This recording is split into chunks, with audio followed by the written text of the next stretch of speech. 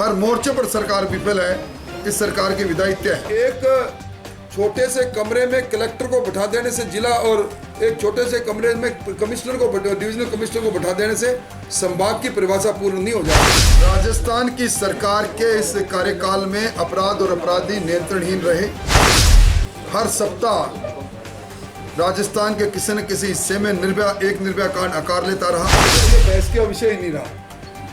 चूरू नगर परिषद ने नरक परिषद का रूप ले लिया और जिस प्रकार चांदी कूटो अभियान इसमें चला है, और मैं समझता हूं कि किसी एक नगर पालिका की अध्यक्षा की हिम्मत नहीं हो सकती कि वो 19 शासी अधिकारियों को बदल दे। कहीं न कहीं सरपरस्ती है, कांग्रेस के बड़े नेताओं की सरपरस्ती है। ये चूरू लुटा गया। हमें चुनाव में जिस दिन जाएंगे, चूरू के अंदर 7 दिन के अंदर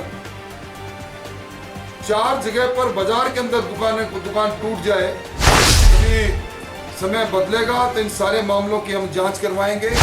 राजस्थान विधानसभा में नेता प्रतिपक्ष राजेंद्र राठौड़ ने शनिवार को अपने चूरू आवास पर प्रदेश कांग्रेस सरकार की विभिन्न नाकामियों को लेकर पत्रकार वार्ता की।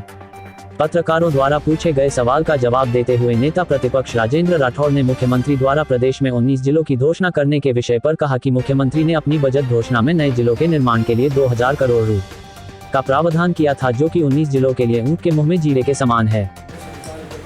देखिए, संभाग बन गया, सीकर संभाग बन गया, पर संभाग के लिए बजट के अंदर 1 रुपए का प्रावधान होता, कहाँ आईजी ऑफिस बनेगा, कहाँ डिविजनल कमिश्नर बैठेंगे, क्या उनका अधिकार क्षेत्र होगा, इस प्रकार अस्पष्टता मैंने पहली बार देखी है। मैं समझता हूं कि कपोल कल्पित सी बातें हैं, ये मूर्त रूप ले नहीं पाएंगे, क्योंकि सितंबर का आखिरी सप्ताह या अक्टूबर का प्रथम सप्ताह में आचार संहिता आ जाएगी।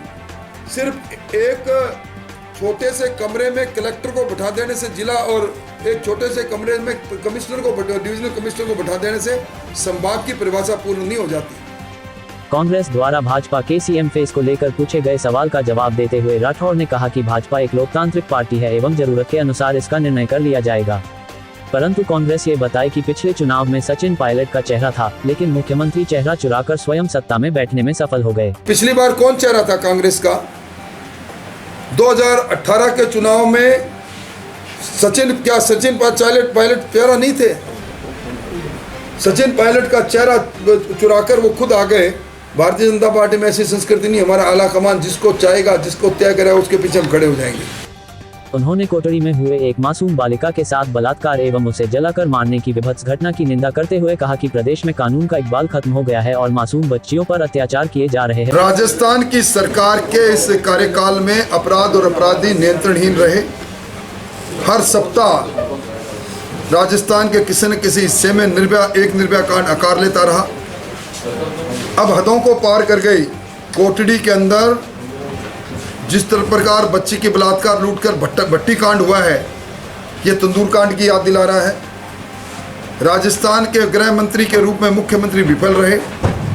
मुख्यमंत्री जी अपने खोए हुए जन आधार को ढूंढने के लिए स्मार्टफोन और अन्नपूर्णा किट के माध्यम से लोगों को भ्रमित करने की कोशिश कर रहे हैं, उसमें संस्थागत भ्रष्टाचार कर रहे हैं। उन्होंने स्थानीय नगर परिषद पर आरोप लगाते हुए कहा कि यह चूरू का दुर्भाग्य है कि इस कार्यकाल में अब तक 19 से अधिक आयुक्त बदले जा चुके हैं।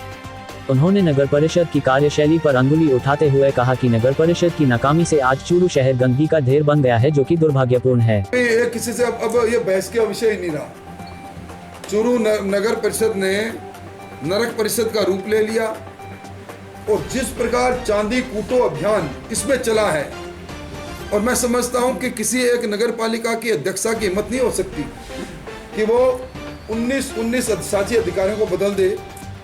कहीं न कहीं सरपरस्ती है, कांग्रेस के बड़े नेताओं की सरपरस्ती है।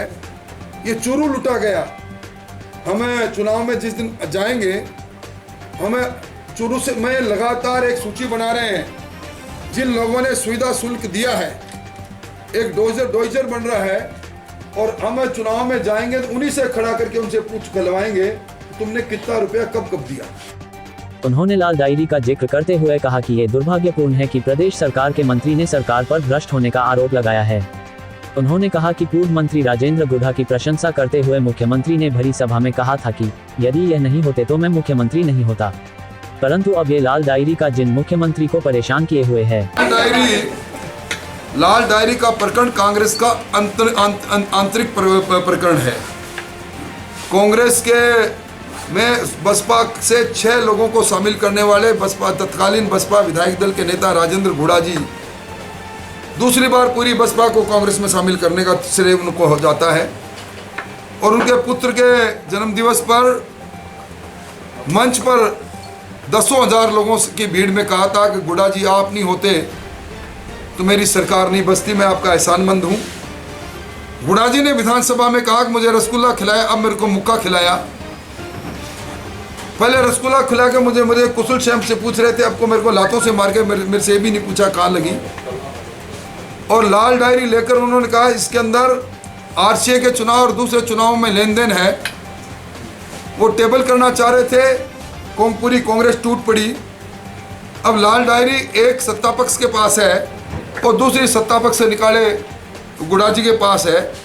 मैं गुढ़ा जी से मैंने खुद ने मांग की, अगर लाल डायरी है तो ऑथेंटिकेट करके उसमें अवैध व्यापार लिखा, अवैध पैसों का लेन देन लिखा है तो ईडी को देकर उनको आना चाहिए। उन्होंने 3 पन्ने जारी किए हैं जिसमें मुख्यमंत्री जी के पुत्र, उनके ओएसडी और उनके खास सिपा सलाहकारों के सीधे नाम है। खंडन क्यों नहीं किया? अगर वो लिखावट धर्मेंद्र राठौड़ जी की नहीं है तो मुकदमा दर्ज क्यों नहीं करवाते? चुप्पी यह कह रही है कि लाल डायरी का रहस्य और गहरा रहा है, और इस लाल डायरी का रहस्य जब तक सामने नहीं आएगा भारतीय जनता पार्टी अपनी बात कहती रहेगी, और आज नहीं तो कल ये लाल डायरी से निकलने वाले लाल अंगारे इस कांग्रेस को लील कर जाएंगे। उन्होंने पिछले कई दिनों से चूरू में हो रही चोरियों के संदर्भ में आरोप लगाते हुए कहा कि इससे पुलिस प्रशासन की नाकामी का पता लगता है। उन्होंने मांग की कि शीघ्र ही इन चोरों का पता लगाकर आम जनता को राहत पहुंचाई जाए। मैंने विधानसभा में सवाल किया था, कोई गश्त नहीं, गश्त है चूरू जिले की पुलिस गश्त करती है तो नेशनल हाईवे पर करती है, रात को 8 बजे बाद खड़े होकर नोट वसूलने का काम करती है। पुलिस तंत्र अब बिल्कुल कांग्रेस तंत्र बना हुआ है, कभी युवा मोर्चा पर लाठीचार्ज करता है, कभी अकारण लाल डायरी के रहस्य को दबाने के लिए इस प्रकार का बात करता है। गुढ़ा जी के घर पर एक पॉक्सो का एक मामला जोधपुर में पहुंच गई पूरी पुलिस। तो मैं समझता हूं कि लोकतंत्र में इस प्रकार की बातें नहीं होनी चाहिए, साफ गोई से बात होनी।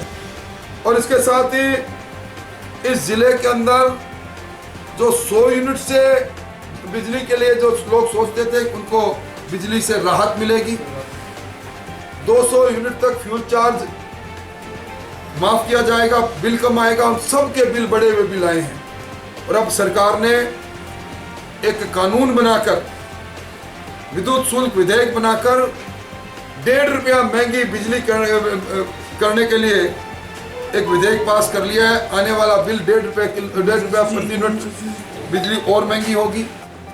देखिए वक्त बताएगा कौन सी कुर्सी किसको चुंबक के रूप में पकड़ती है। कारण क्या है? मुख्यमंत्री जी गृह मंत्री की कुर्सी इतनी छोटी, उन्होंने आज राजस्थान के अंदर गृह मंत्रालय के अंदर विफल साबित हुए, रोज अपराध हो रहे हैं, और इसलिए कुर्सी पकड़ रखी है तो वो अपने अंतर विरोध के जो अंतर विरोध रहा उसको दबाने में अपनी कुर्सी का सहयोग ले रहे हैं।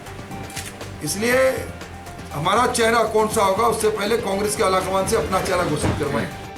इस अवसर पर पूर्व जिला प्रमुख हरलाल सहारण, प्रदेश मंत्री डॉक्टर वासुदेव चावला, पूर्व जिलाध्यक्ष बसंत शर्मा, जिला उपाध्यक्ष चंद्राराम गुरी, मंडल अध्यक्ष दीनदयाल सैनी, सुरेश सारस्वत, उपजिला प्रमुख महेंद्र न्यौल, नेता प्रतिपक्ष विमला गढ़वाल, सोशल मीडिया जिला सहसंयोजक सुरेश मिश्रा, मोहनलाल गढ़वाल, जिला मीडिया सहसंयोजक नीरज जांगेड़, जिला प्रवक्ता दिनेश शर्मा, भाजयुमो जिलाध्यक्ष गोपाल बालान, मंडल महामंत्री सीपी शर्मा, जिला मंत्री सुशील लाटा, सुनील ढाका, रामचंद्र शर्मा, अश्विनी गुडानिया सहित अनेक कार्यकर्ता उपस्थित थे।